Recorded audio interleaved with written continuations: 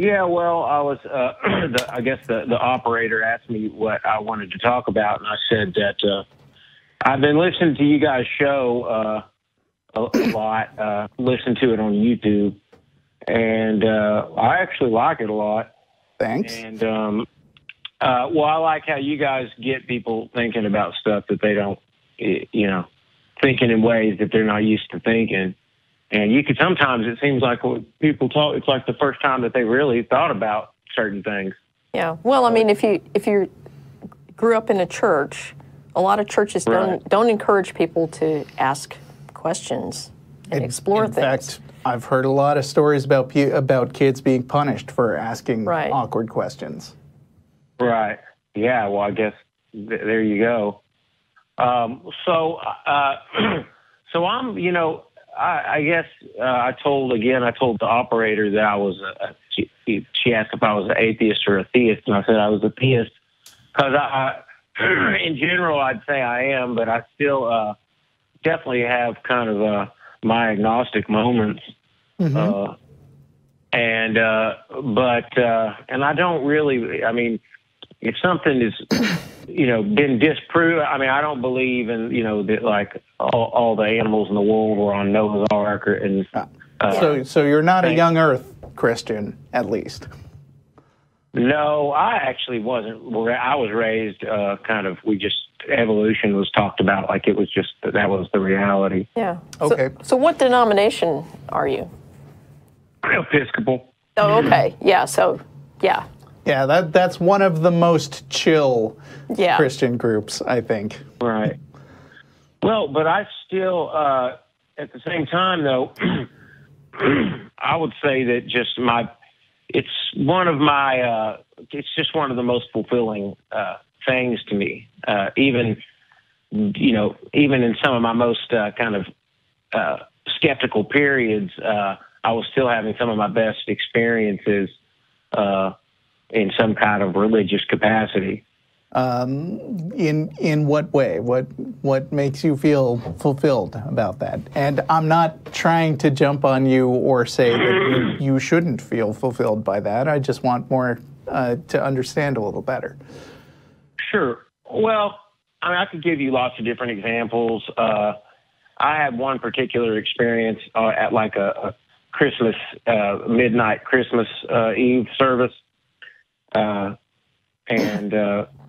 You know, I don't know. I'm sure somebody could give maybe a psychological account of what it was, but you know, it was, you know, I don't know if it was the music or what it was, but it was kind of like, it would be one of my highest or best experiences. And I have experiences, but also I pray, and those are kind of when I pray, I mean, I can't imagine not having that, having like the prayer life. Yeah.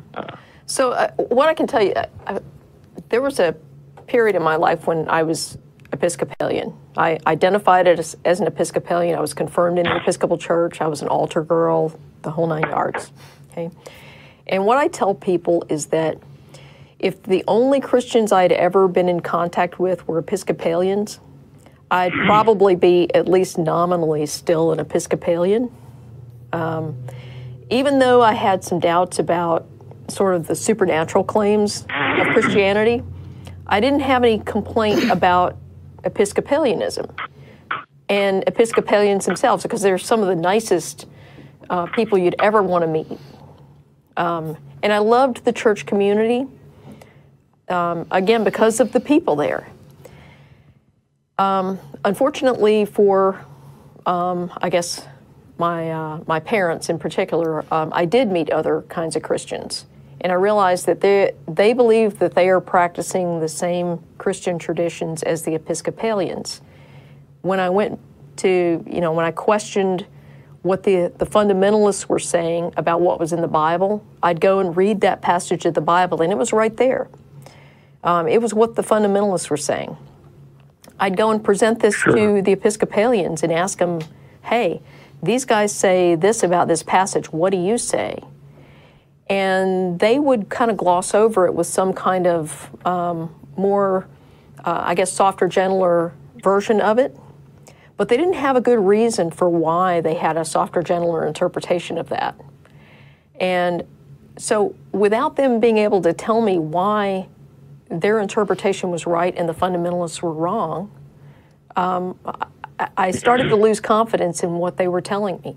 And I never for once thought that they were bad or malicious people, because I certainly knew that these were some of the best examples of humanity I could ever hope to meet, versus the fundamentalists, who were definitely not good representations of humanity. But what that taught me was that there's something in this doctrine, you know, the claims of each side cannot both be true, and obviously the religion itself is not what's making these people good. And then I, you know, there was the questions about the claims themselves, and that was a whole other ball of wax. Well, so I got a book. I don't have it anymore, but I had it last year for a while, and it was called it was like kind of like the worst parts of the Bible. And you know, I remember, you know, so there's a lot. I remember there was one that was it was in the Psalms, I think, and it was like something about it's our joy to bash the heads of the babes, or something like that. So but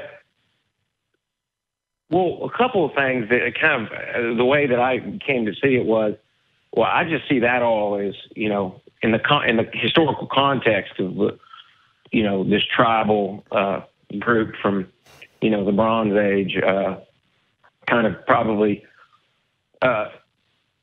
somewhat, you know, representative of the time and place. Well, but I would. I mean, yeah, but it's weird to act like we're basing a philosophy. I mean, to, on the one hand, say that this is a bygone era and we don't follow their principles anymore, but also say that this is somehow the most perfect book ever written and has great ideas that you should live your life by. Well, I don't think it's perfect book. Well, yeah. And it sounds like part of what you get out of church is the social experience, which is totally valid. I mean, people need other people. They need friends. They need to spend time with each other. And as far as like religious music goes, I've got no place to talk. I'm a lifelong atheist, but I also sang tenor 2 in a choir starting in high school and going on for many, many years. And still, one of my great pleasures of the year is joining an old chorus I used to sing with as they do a group production of Handel's Messiah, which is very religious, but I dig Handel. None of that. I don't know if it's the social part. I mean, part of it is the kind of the more just religious, almost the ritual, and the more like, for instance, Episcopal rituals are very comforting. I agree with that. Mm-hmm. Right. So, have you guys? Are y'all familiar with that movie? It's kind of a documentary, I guess, but it's called Baraka. No, no, I haven't seen it. Haven't heard of it. Okay, it was. I mean, I think it was from maybe the '90s, but it was. And then they made a sequel kind of to it. And what it is it's really well photographed. It almost looks like a National Geographic type thing, and it goes in and it shows all these rituals. It shows somebody being baptized. It shows kind of indigenous religious ceremonies and people dancing and stuff like that. And when I saw that movie, I was like, I mean, that blew me away, because that stuff just speaks to me.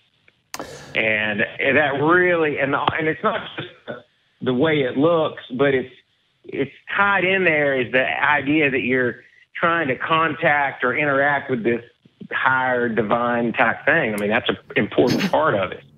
Yeah, and again, it's complicated to have those interactions with it, especially if you are not really sure that the divine power that they're trying to contact actually exists. Because I can totally understand getting in this feeling of doing a thing with a group and and feeling togetherness and feeling like the ritual you're doing is bringing everyone closer.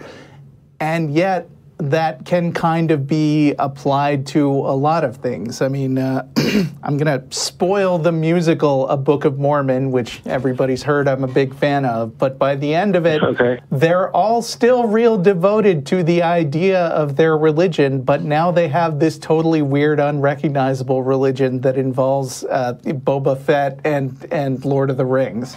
And was just manufactured by this nerd on the fly who doesn't really understand the religion. And yet it's still this very joyful, beautiful experience based on a thing that they all know doesn't make any sense. Well, yeah, so, I mean, I see how, another thing about the Bible is that the early Christians they didn't have, the Gospels or the New Testament. That didn't come until, hundreds of years. And so they, they just kind of had, I guess, what they call, I mean, I read a thing that kind of says it's a document from the early church, like 200 or 100 or something, and it tells how they would have communion, and they would, I guess they would say something like the Lord's Prayer. I don't even, I'm skeptical that is authentic. A lot of people, atheists in particular, have latched on to some things that claim to know what the early church founders were thinking, and I don't think much of it is historically well justified. Yeah, I'd be... Well, this might be like even like 200, 250 years, 250 AD or something.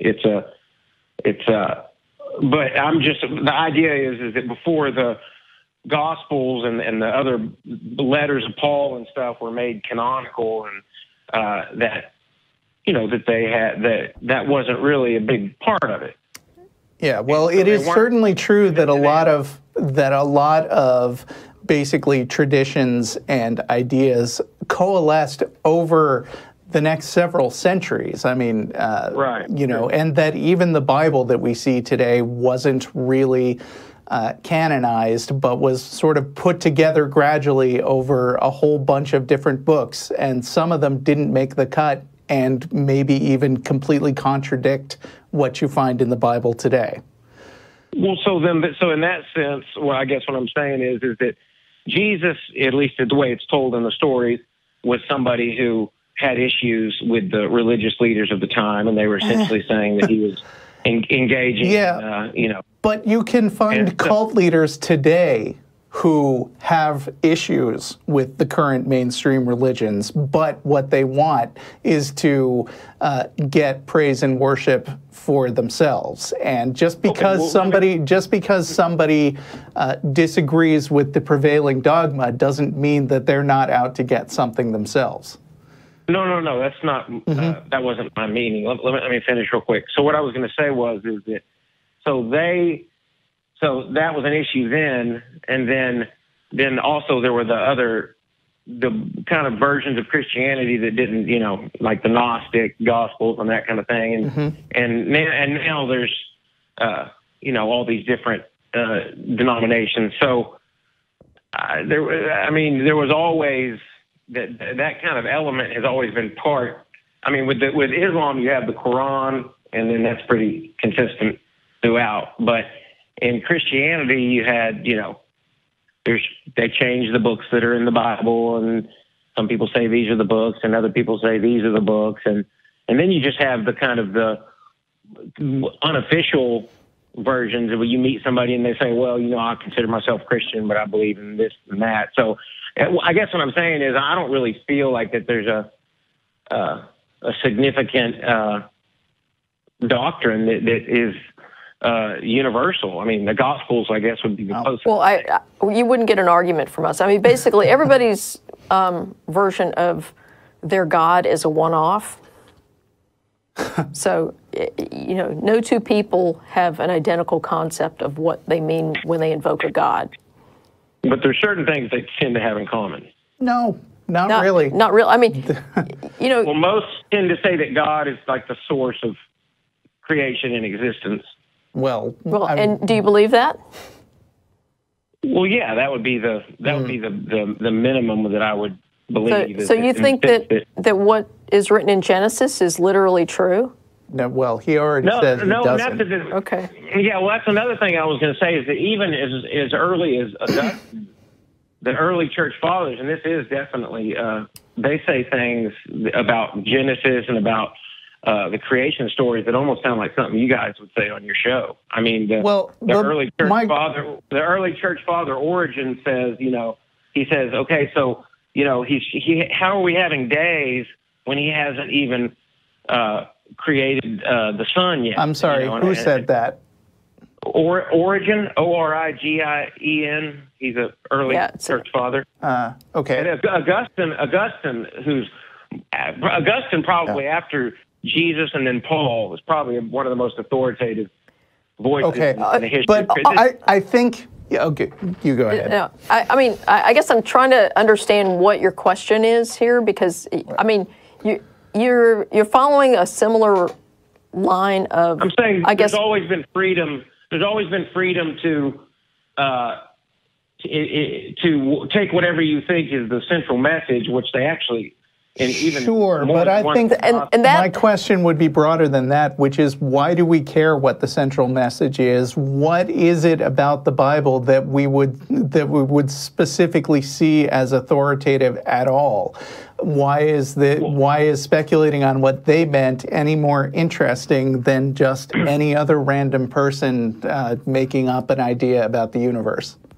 Well, I would say that's a good point in the sense of if you're going up to somebody on the street who's trying to decide, if he were to ask, why should I only have so much time on my hands? Why should I even look into this? But and your answer would be?